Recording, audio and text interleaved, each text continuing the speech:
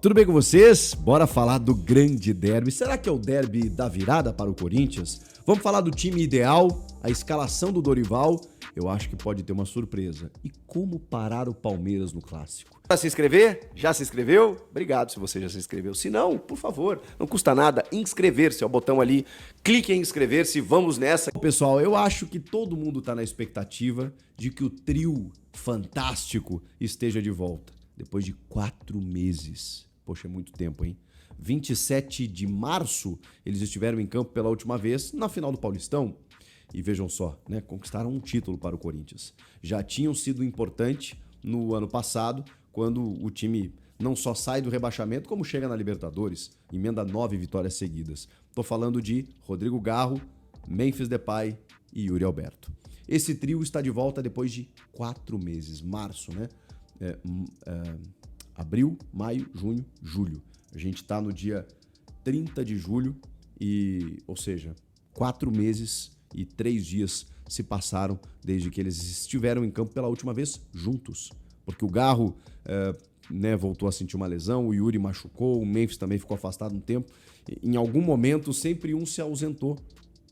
E o Dorival Júnior, por exemplo, que chegou depois, não conseguiu colocar os 3 em campo. Então, isso é um atenuante para o Dorival, tenho falado sobre isso. Também acho que o time melhorou sensivelmente nos últimos 2 jogos, contra Cruzeiro e Botafogo. Defensivamente, o Dorival já tinha dado mostras de que ele conseguia ajustar o time, especialmente pelos números defensivos, né? E mesmo o Kaká jogando, mesmo o Gustavo Henrique em algum momento, depois ele fixou o André Ramalho e o Gustavo Henrique. O time sofreu menos do que vinha sofrendo com o Ramon. A grande questão era do meio para frente. Era um time que eu ainda estava com dificuldade de entender. O Carrilho estava numa posição que eu não gostava tanto assim. Ele perdeu jogadores ali, ele teve que usar o Romero, o Thales, o Guinegão.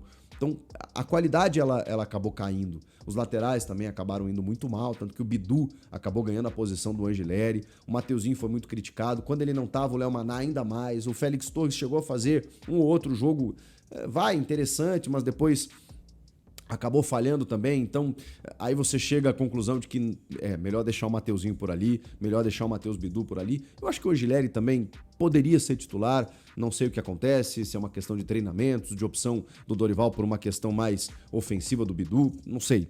Mas nesse momento, Bidu e Mateuzinho são os titulares das laterais, André Ramalho e Gustavo Henrique da defesa, e a partir do meio para frente, a gente começa a montar um time para tentar entender de que maneira o Dorival pode armar essa equipe contra o Palmeiras. Eu acho que estará de volta, até porque ele vai conseguir ter o trio ofensivo, o tripé, que tão bem funcionou sob o comando do Ramon, que é um volante abrindo o meio-campo, e esse volante que o Dorival testou o Maicon por ali, testou o Bidon muitas vezes pegando a bola no pé do zagueiro, o Martínez muitas vezes. Esse volante é o Ranielli. Não invente, Dorival. O Ranielli é primeiro homem, é primeiro volante, é o cão de guarda. É assim que ele jogou bem, inclusive, no segundo tempo contra o Botafogo. É assim que ele vem jogando bem e teve os seus melhores momentos no Corinthians. O Ranielli abrindo o meio-campo. Camisa 5 clássico. Ele tem que ficar ali na ponta do losango. Eu falei tripé, né? Porque a gente tá falando volantes. Então tem 2 vértices, né? Um volante aqui e um meia aqui. Então o desenho tático seria um losango com os 2 atacantes lá na frente. Ranielli abrindo o meio-campo, e aí tem uma expectativa de que você use o Martínez, até pela intensidade que ele tem, e aí na direita, ou o Bidon ou o Carrilho. O Dorival gosta muito do Bidon porque ele auxilia o Garro na articulação do jogo.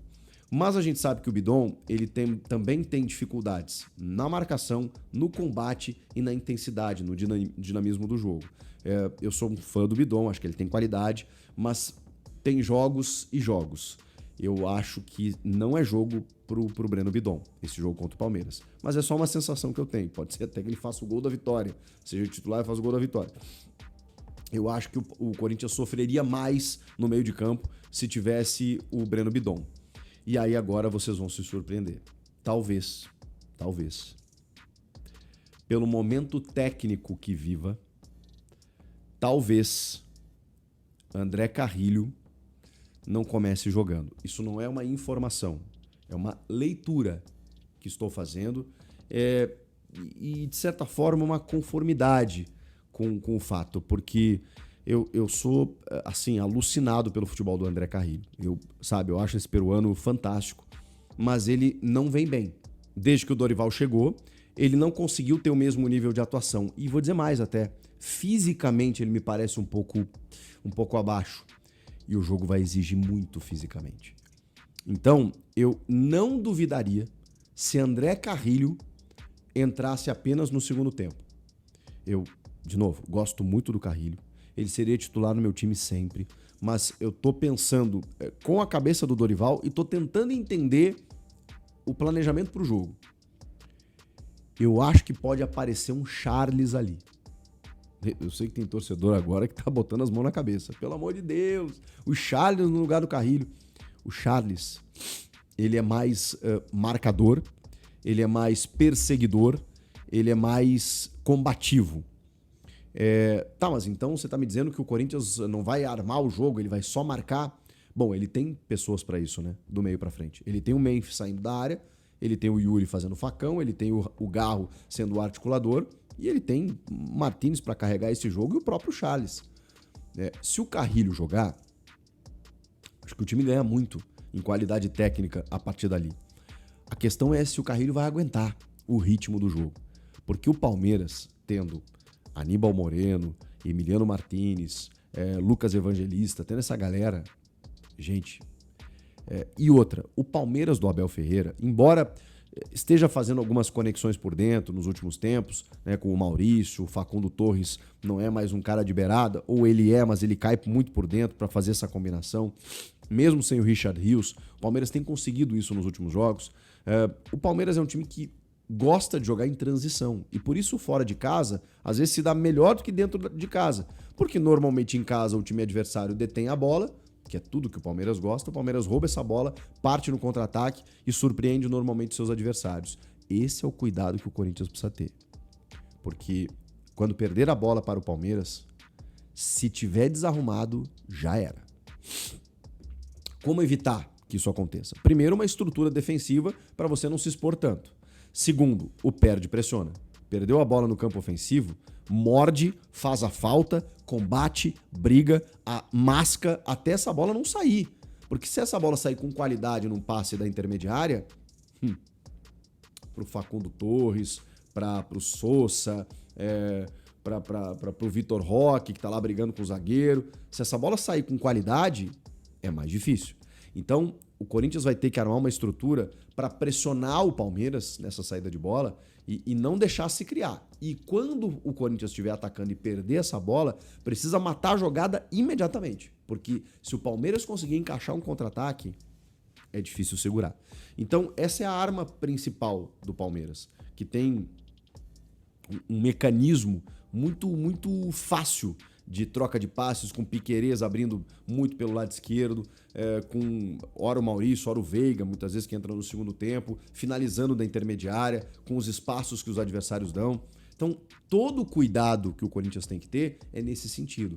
Mas o Corinthians, então, deveria entregar a bola para o Palmeiras? Não acho prudente. Primeiro, porque você joga em casa.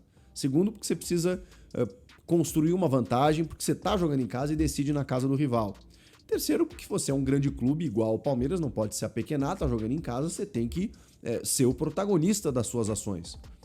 E por último, acho que isso seria tão arriscado quanto, porque deixar um adversário qualificado com a bola no pé, mesmo que você esteja recuado, mesmo que o Palmeiras tenha dificuldades nos últimos jogos de penetrar em defesas mais postadas, é sempre um risco, né? Você deixar o Palmeiras ali martelando. Uma coisa é você estar ganhando por 2-0, 1-0 e tal, e aí tá os 30 do segundo, 40 do segundo, você dá uma recuadinha, você entende uma pressão do adversário, você tenta sofrer ali nos minutos finais para garantir o resultado. Isso é uma coisa. Agora, desde o início, você não optar por agredir, simplesmente entregar a bola para os caras e dizer, vou ficar aqui atrás, estacionar um ônibus aqui na frente da área, não acho prudente. Primeiro, porque é pequeno você fazer isso. Segundo, porque o Palmeiras vai martelar até a bola desviar em alguém, na mão de alguém, pênalti, não sei o quê, bater em alguém, entrar. Cara, eu sempre acho um risco você trazer o teu adversário pro teu campo. Então, joga lá na frente, marca lá em cima, marca lá, rouba lá, esteja próximo do gol. E aí, com esses três caras, jogando pela primeira vez em muito tempo, o Garro, o Memphis e o Yuri, quando a bola cair no pé deles, a tendência é que você consiga construir um pouco mais. Fácil não vai ser, porque do outro lado o Palmeiras sabe disso. Sabe disso com o Abel Ferreira e vai tentar marcar todas as jogadas do Corinthians, especialmente as que caírem no pé de Rodrigo Garro. Quando o Garro pegar essa bola, vai ter 2 ou 3 na cola dele. Então ele vai estar marcado. Vai precisar de aproximação, especialmente do Memphis e dos volantes também, para poderem auxiliar nessa construção de jogo e o Memphis e o Yuri se movimentando bem lá na frente. Um jogo estratégico em que talvez se a gente fosse apontar um favoritismo, eu colocaria no Palmeiras pelo momento do time, porque o Corinthians melhorou nos últimos 2 jogos, mas ainda está muito distante do ideal. O Palmeiras deu uma osciladinha na temporada e tal, mas já voltou a conquistar seus resultados, aí já tem 2 vitórias, já está pensando né, na liderança do campeonato. Então, o momento do Palmeiras é melhor. O Palmeiras é muito bom visitante. O Palmeiras tem uma estrutura, tem um trabalho de mais tempo, então é inegável. Agora, quer dizer que o Palmeiras já ganhou? Evidente que não. O favoritismo, né, as pessoas às vezes não se dão conta, é só uma estatística favorável àquele time antes da bola rolar. Em termos de condições, em termos de nível técnico, numa análise individual e coletiva que você faça, e ela é muito subjetiva mesmo. Eu acho que é levemente superior ao Palmeiras. Agora, significa que o Corinthians não possa vencer o jogo, encarar de frente o Palmeiras e dominar a partida? Não, óbvio que não significa. É óbvio que isso pode acontecer. Então, vamos aguardar. Acho que o Corinthians conseguiu ter uma moral melhor depois dos últimos 2 jogos e tem uma perspectiva boa. E por que eu tô falando num derby da virada? Porque, cara, se perde, é eliminado, vai ser muito difícil segurar o técnico Dorival Júnior pela pressão existente. A gente aí estará falando de um trabalho insuficiente, um trabalho que não aconteceu e que no principal jogo do ano ele acaba fracassando. Então é inegável, né?